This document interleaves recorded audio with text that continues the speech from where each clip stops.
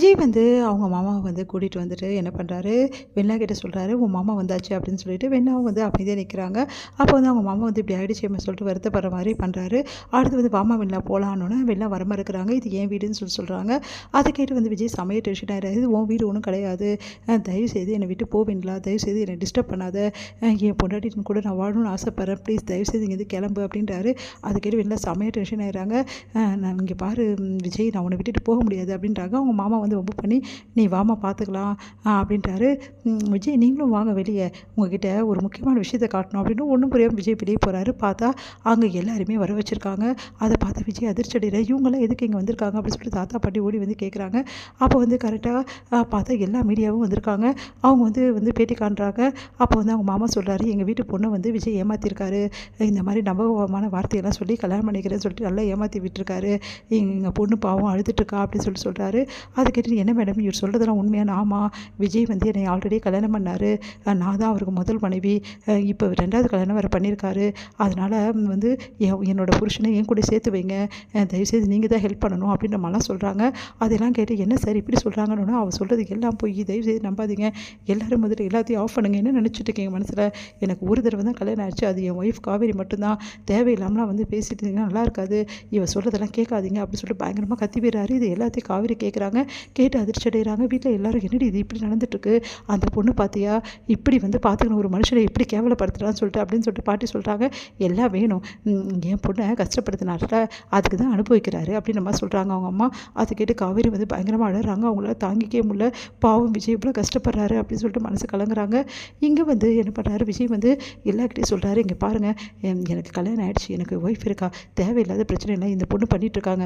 இதுக்காக எல்லாரும் சப்போர்ட் பண்ணதை முதல்ல நிறுத்துங்க. என்ன நடந்து ஏது நடந்து தெரியாமல் நீங்கள் உங்கள் விஷயத்துக்கு பேசாதீங்கன்னு." "என்ன சார் இது அநியாயமாக இருக்குது. ஒரு பொண்ணுக்கு இவ்வளோ பெரிய தப்பு பண்ணியிருக்கீங்க.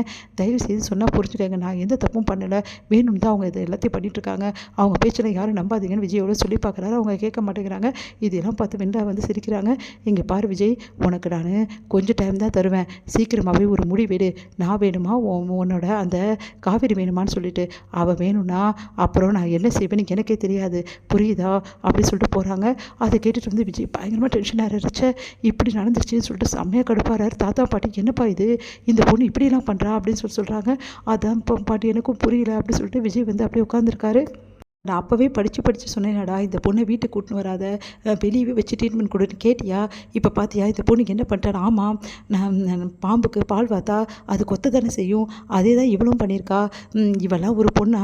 ச்சே, காவேரி பாவம், இவன் நல்லவன் நினச்சிட்டு உனக்காக வீட்டுக்கு கூட்டின்னு வந்தா. நீ வந்து அந்தளவு வந்து காவேரி கூட உன் பொண்டாட்டி கூட கவனிக்காமல் இவளை பார்த்து கவனிச்சேடா.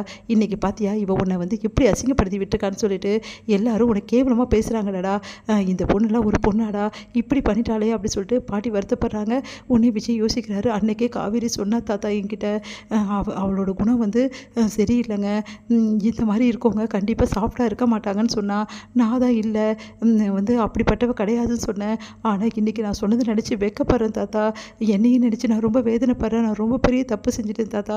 நீங்கள் சொன்னது எல்லாத்தையும் நான் கேட்டுக்கணும். நான் ரொம்ப பெரிய தப்பு பண்ணிட்டேன். காவேரி எவ்வளோ ஃபீல் பண்ணியிருப்பா.